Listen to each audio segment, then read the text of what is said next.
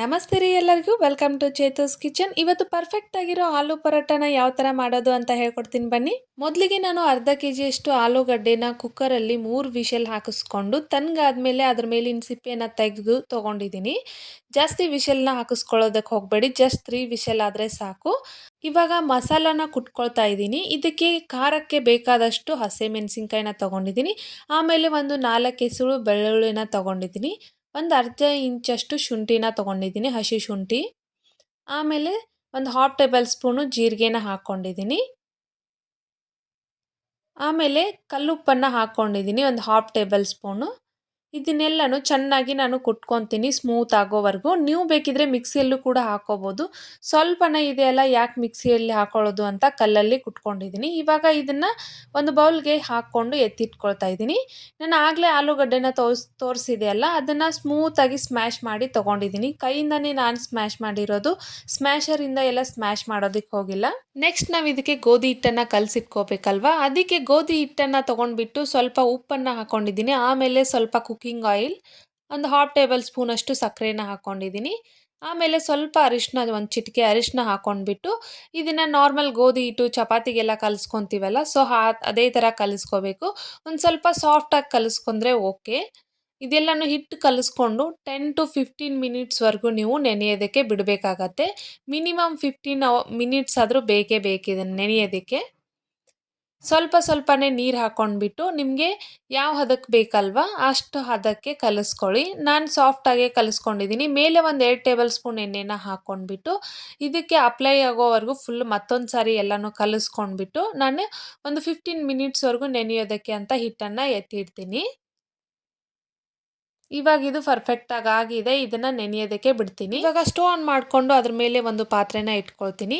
ಅದಕ್ಕೆ ಒಂದು 3 ಟೇಬಲ್ ಸ್ಪೂನಷ್ಟು ಕುಕ್ಕಿಂಗ್ ಆಯಿಲ್ನ ಹಾಕ್ಕೊಳ್ತೀನಿ ನಾನು.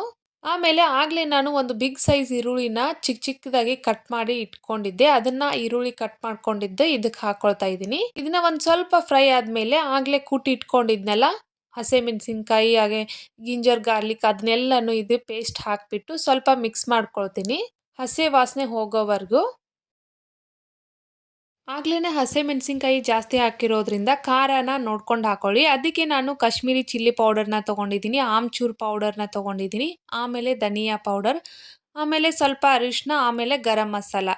ಏನೇ ಆದರೂ ನೀವು ಆಮ್ಚೂರ್ ಪೌಡರ್ನ ಸ್ಕಿಪ್ ಮಾಡೋದಕ್ಕೆ ಹೋಗಬೇಡಿ, ಅದು ಟೇಸ್ಟ್ ತುಂಬಾ ಕೊಡುತ್ತೆ, ಅದಕ್ಕಾಗಿ ಅಷ್ಟೇ. ಆಮ್ಚೂರ್ ಪೌಡರ್ ಹಾಕೋದ್ರಿಂದ ಪರಾಟ ಟೇಸ್ಟು ಡಬಲ್ ಆಗುತ್ತೆ ಅಂತಲೇ ಹೇಳ್ಬೋದು. ಅದು ಹಸೆ ಮಾವಿನಕಾಯಿದು ಒಂದು ಪೌಡರ್ ಅದು. ಇವಾಗ ನಾನು ಸ್ಟೋವ್ನ ಆಫ್ ಮಾಡ್ಕೊಳ್ತೀನಿ. ಸ್ಟೋವ್ ಆಫ್ ಮಾಡ್ಕೊಂಡ್ಬಿಟ್ಟು ಆಗಲೇ ನಾನು ಸ್ಮ್ಯಾಶ್ ಮಾಡಿ ಇಟ್ಕೊಂಡಿರೋ ಆಲೂಗಡ್ಡೆನ ಇದಕ್ಕೆ ಹಾಕ್ಕೊಳ್ತಾ ಇದ್ದೀನಿ. ಇನ್ನೂ ಪಾತ್ರೆ ಸುಡ್ತಾ ಇದೆ ಅಂತ ಹೇಳಿಬಿಟ್ಟು ಸ್ಪೂನಿಂದಾನೇ ನಾನು ಮಿಕ್ಸ್ ಮಾಡ್ಕೊಳ್ತಾ ಇದ್ದೀನಿ ಅಷ್ಟೇ.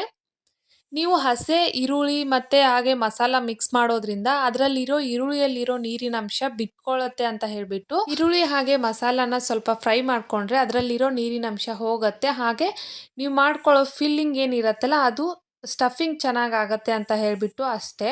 ಹಾಗೆ ಕಟ್ ಮಾಡಿ ಇಟ್ಕೊಂಡಿರೋ ಕೊತ್ತಂಬರಿ ಸೊಪ್ಪು ಕೂಡ ಹಾಕ್ಕೊಂಡು ಮಿಕ್ಸ್ ಮಾಡ್ಕೊಳ್ತಾ ಇದ್ದೀನಿ. ಇನ್ನೂ ಒಂದು ಪಾಯಿಂಟ್ ಏನಪ್ಪ ಅಂದರೆ, ನೀವು ಆಲೂಗಡ್ಡೆ ಬೇಯಿಸ್ಕೋಬೇಕಾದ್ರೆ ಜಾಸ್ತಿ ಬೇಯಿಸ್ಕೊಂಡ್ರೆ ಮಿದು ಸಾಫ್ಟ್ ಆಗಿಬಿಡತ್ತೆ, ನೀರು ಜಾಸ್ತಿ ಆಗುತ್ತೆ. ಸೊ ಹಾಗಾಗಿ ಜಾಸ್ತಿ ಬೇಯಿಸ್ಕೊಳ್ಳೋದಕ್ಕೆ ಹೋಗಬೇಡಿ, ಬರೀ 3 ವಿಷಿಲ್ ಮಾತ್ರ ಆದರೆ ಸಾಕು. ಇವಾಗ ರುಚಿ ನೋಡಿಕೊಂಡು ಸ್ವಲ್ಪ ಉಪ್ಪು ಕಡಿಮೆ ಆಗಿದೆ ಅಂದರೆ ಉಪ್ಪನ್ನು ಹಾಕ್ಕೊಳ್ಳಿ, ಖಾರ ಕಡಿಮೆ ಆಗಿದೆ ಅಂದರೆ ಅಚ್ಚ ಖಾರದ ಪುಡಿನ ಸ್ವಲ್ಪ ಹಾಕ್ಕೊಳ್ಳಿ. ಇವಾಗ ಇದು ಪರ್ಫೆಕ್ಟಾಗಿ ಆಗಿದೆ. ಇದನ್ನು ಸೈಡಿಗೆ ಎತ್ತಿಟ್ಬಿಡ್ತೀನಿ. ನಾನು ಹಚ್ಚೋದಕ್ಕೆ ಅಂತ ಗೋಧಿ ಹಿಟ್ಟನ್ನು ತೊಗೊಂಡಿದ್ದೀನಿ. ಆಗಲೇ ನಾನು ಹಿಟ್ಟನ್ನು ನೆನೆಯೋದಕ್ಕೆ ಇಟ್ಟಿದ್ದೆಲ್ಲ, ಆ ಹಿಟ್ಟನ್ನು ಸ್ವಲ್ಪ ಎಣ್ಣೆ ಹಚ್ಕೊಂಡು ಮೇಲೆ ಅದನ್ನು ಇನ್ನೊಂದು ಸರಿ ಚೆನ್ನಾಗಿ ನಾದ್ಕೊಳ್ತೀನಿ. ಎಣ್ಣೆನ ಹಾಕ್ಕೊಂಡ್ಬಿಟ್ಟು ಚೆನ್ನಾಗಿ ನಾದ್ಕೊಳ್ತೀನಿ ನಾನು. ನಾದ್ಕೊಂಡಿದ್ದಾದಮೇಲೆ ನಿಮಗೆ ಪರಾಟ ಮಾಡೋಕ್ಕೆ ಎಷ್ಟು ಹಿಟ್ಟು ಬೇಕಲ್ಲ ಅಷ್ಟು ಒಂದೊಂದು ಉಂಡೆನ ಮಾಡಿ ಇಟ್ಕೊಳ್ಳಿ. ಆಮೇಲೆ ಪರಾಟ ಮಾಡಬೇಕಾದ್ರೆ ನಿಮಗೆ ಈಸಿ ಆಗುತ್ತೆ ಅಂತ. ಇವಾಗ ಒಂದು ಉಂಡೆನ ತೊಗೊಂಡು ನಾನು ನಾರ್ಮಲಾಗಿ ಹೋಳಿಗೆನ ಯಾವ ಥರ ಮಾಡ್ಕೊಳ್ತೀವಿ, ಫಿಲ್ ಎಲ್ಲ ಮಾಡ್ಕೊಳ್ತೀವಲ್ಲ ಸೇಮ್ ಅದೇ ಥರನೇ ಮಾಡ್ಕೊಳ್ಬೇಕು. ಸ್ವಲ್ಪ ಲಟ್ಟಿಸ್ಕೊಂಡಿದ್ದೀನಿ ನಾನು ಮೊದಲಿಗೆ ರೌಂಡ್ ಶೇಪಲ್ಲಿ. ಅದಕ್ಕೆ ಎಷ್ಟು ಬೇಕಲ್ಲ ನಮಗೆ ಫಿಲ್ ಮಾಡೋದಕ್ಕೆ ಅಷ್ಟು ನಾನು ಹಾಲುನ ತೊಗೊಂಡ್ಬಿಟ್ಟು ಮಧ್ಯೆ ಇಟ್ಕೊಂಡು ನಾರ್ಮಲಾಗಿ ಹೋಳಿಗೆನ ಯಾವ ಥರ ಫಿಲ್ ಮಾಡ್ಕೊತೀವಲ್ಲ ಸೇಮ್ ಅದೇ ಥರನೇ ನಾನು ಮಧ್ಯೆ ಇಟ್ಕೊಂಡು ಫಿಲ್ ಮಾಡ್ಕೊಳ್ತಾ ಇದ್ದೀನಿ. ಸೇಮ್ ಇದೇ ಪ್ರೊಸೀಜರಲ್ಲಿ ನೀವು ಕೂಡ ಮಾಡ್ಕೊಳ್ಳಿ. ಇವಾಗ ಮೇಲೆ ಸ್ವಲ್ಪ ಹಿಟ್ಟು ಜಾಸ್ತಿ ಬರುತ್ತಲ್ಲ, ಹೆಚ್ಚಿಗೆ ಆಗಿರೋ ಹಿಟ್ಟನ್ನು ನಾನು ಕಟ್ ಮಾಡಿ ತೆಗಿತಾ ಇದ್ದೀನಿ. ತೆಗೆದುಬಿಟ್ಟು ಇದಕ್ಕೆ ಗೋಧಿ ಹಿಟ್ಟನ್ನು ಹಚ್ಚೋದಕ್ಕೆ ಮೇಲೆ ಕಂಪ್ಲೀಟಾಗಿ ನೀವು ಎಲ್ಲ ಕಡೆಗೂ ಗೋಧಿ ಹಿಟ್ಟಲ್ಲಿ ನೀವು ಅದ್ಕೋಬೇಕು, ಮೇಲೆ ಎಲ್ಲ ನೀವು ಹಚ್ಕೋಬೇಕು. ಈ ಥರ ಹಚ್ಕೊಂಡಿದ್ದಾದಮೇಲೆ ನೀವು ಸ್ವಲ್ಪ ಪ್ರೆಸ್ ಮಾಡ್ಕೋಬೇಕು, ಯಾಕಂದರೆ ಆಲೂಗಡ್ಡೆ ಎಲ್ಲ ಕಡೆಗೂ ಈಕ್ವಲ್ ಆಗಿ ಸ್ಪ್ರೆಡ್ ಆಗಬೇಕಲ್ವಾ, ಅದಕ್ಕೆ. ಇವಾಗ ನಾರ್ಮಲ್ ಆಗಿ ನೀವು ಯಾವ ಥರ ಚಪಾತಿನ ಲಟ್ಟಿಸ್ಕೊತೀರಲ್ಲ, ಸೇಮ್ ಅದೇ ಪ್ರೊಸೀಜರಲ್ಲಿ ರೌಂಡ್ ಶೇಪಲ್ಲಿ ಲಟ್ಟಿಸ್ಕೊಳ್ಳಿ. ಈ ಥರ ನೀವು ಟರ್ನ್ ಮಾಡಿಕೊಂಡ್ರು ಏನೂ ಆಗಲ್ಲ, ಯಾಕಂದರೆ ನಾನು ಆಗಲೇ ಹೇಳಿದ್ದೆ ಅಲ್ಲ ನಿಮಗೆ, ಪರ್ಫೆಕ್ಟ್ ಆಗಿರೋ ಆಲೂ ಪರೋಟ ಅಂದರೆ ನೀವು ಎಷ್ಟು ಸಾರಿ ನೀವು ಟರ್ನ್ ಹಿಂಗೆ ತಿರುಗಿಸಿ ತಿರುಗಿಸಿ ನೀವು ಹಾಕಿದರೂ ಕೂಡ ಅದಕ್ಕೆ ಏನೂ ಆಗಬಾರ್ದು. ಆವಾಗಲೇ ಅದಕ್ಕೆ ಪರ್ಫೆಕ್ಟ್ ಆಗಿರೋ ಆಲೂ ಪರೋಟ ಅಂತ ಹೇಳೋದು. ನೀವು ಅದು ಕೆಳಗಡೆ ಅಂಟ್ಕೊಳ್ತಾ ಇದೆ ಅಂದರೆ ಅದು ಪರ್ಫೆಕ್ಟ್ ಆಗಿಲ್ಲ ಅಂತಲೇ ಹೇಳ್ಬೋದು. ಇವಾಗ ನೋಡಿ ಇಷ್ಟು ನಾನು ಮಾಡ್ಕೊಂಡಿದ್ದಾಯಿತು. ಇವಾಗ ನಾನು ಆಲ್ರೆಡಿ ತವಾನ ಹೀಟ್ ಮಾಡೋದಕ್ಕೆ ಅಂತ ಇಟ್ಕೊಂಡಿದ್ದೆ ಸ್ಟೋವ್ ಮೇಲೆ.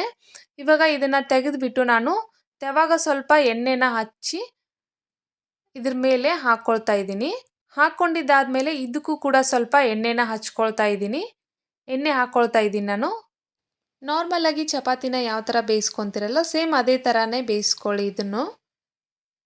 ಇವಾಗ ಬೊಬಲ್ ಬರೋಕ್ಕೆ ಶುರು ಆದಮೇಲೆ ನಾನು ಟರ್ನ್ ಮಾಡಿ ಹಾಕ್ತೀನಿ. ಎಷ್ಟು ಚೆನ್ನಾಗಿ ಕಲರ್ ಆಗಿರ್ಬೋದು, ಎಲ್ಲನೂ ಎಷ್ಟು ಚೆನ್ನಾಗಿ ಬಂದಿದೆ ಅಂತ ನೀವೇ ನೋಡ್ಬೋದು. ಮೇಲೂ ಕೂಡ ಸ್ವಲ್ಪ ಎಣ್ಣೆನ ಹಚ್ಕೊಳ್ತೀನಿ.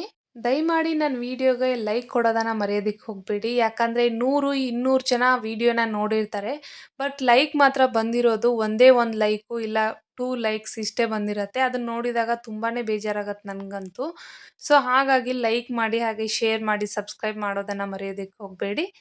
Thanks for watching. ಎಷ್ಟು ಚೆನ್ನಾಗಿ ಆಲೂ ಪರೋಟ ಬಂದಿದೆ ಅಂತ ನೀವೇ ನೋಡ್ಬೋದು. ಇದು ಮಿಡ್ ನೈಟಲ್ಲಿ ಕೂತ್ಕೊಂಡು ನಾನು ಆಡಿಯೋ ರೆಕಾರ್ಡ್ ಮಾಡ್ತಾ ಇರೋದು. ಇಷ್ಟೊಂದು ಸ್ಟ್ರಗಲ್ ನಾನು ನಿಮಗೋಸ್ಕರ ಮಾಡ್ತಾ ಇದ್ದೀನಿ ಅಂದರೆ ಅಟ್ಲೀಸ್ಟ್ ಒಂದು ಲೈಕ್ ಕೊಡೋದನ್ನಾದರೂ ಮರೆಯೋದಕ್ಕೆ ಹೋಗಬೇಡಿ. ಸಬ್ಸ್ಕ್ರೈಬ್ ಮಾಡ್ಕೊಳ್ಳೋದಿದ್ರೂ ಪರವಾಗಿಲ್ಲ, ಲೈಕ್ ಮಾಡೋದನ್ನು ಮರೆಯೋದಕ್ಕೆ ಹೋಗಬೇಡಿ ಅಂತ ಹೇಳ್ತಾ thanks for watching and bye bye.